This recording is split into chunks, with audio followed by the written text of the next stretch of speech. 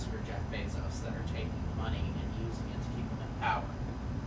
Absolutely, and they want to do the same. They want to use AI to the same purpose. This is a very um, relevant conversation to have today, is the White House has issued some guidelines with regard to AI, which basically says there are no guidelines.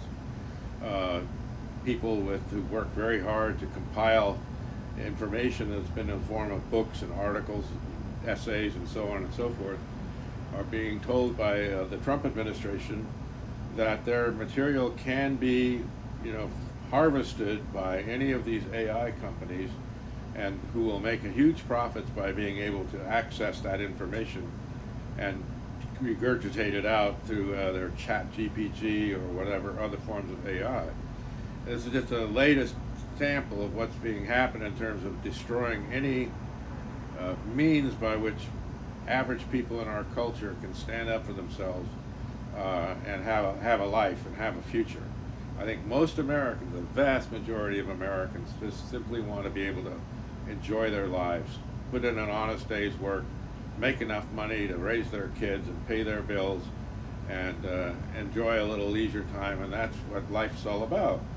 And this administration is destroying that capability. People are not having that ability to do that anymore.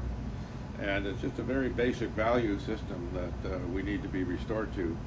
I will point to the fact that in Virginia, there is this referendum on the ballot on April 14th that would redraw the congressional districts in Virginia for just a few years to counter what Trump is trying to do in red states around the country, to gain an unfair advantage by gerrymandering congressional districts. In Virginia, which is now a Democrat governor, Democrat control of both legislative houses, a measure has been put on the ballot to redraw the districts in Virginia on this temporary basis to counter Trump's doing this in red states like Texas and Florida, and the amount, the opposition to this in Virginia.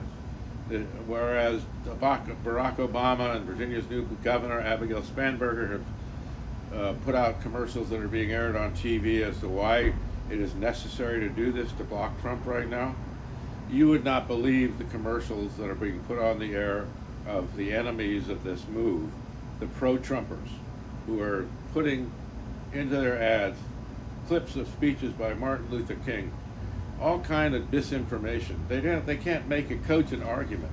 So they basically, it's all about misrepresentation of what the issues are. It's absolutely despicable. But this is the kind of thing we're fighting against. This is what we have to take on.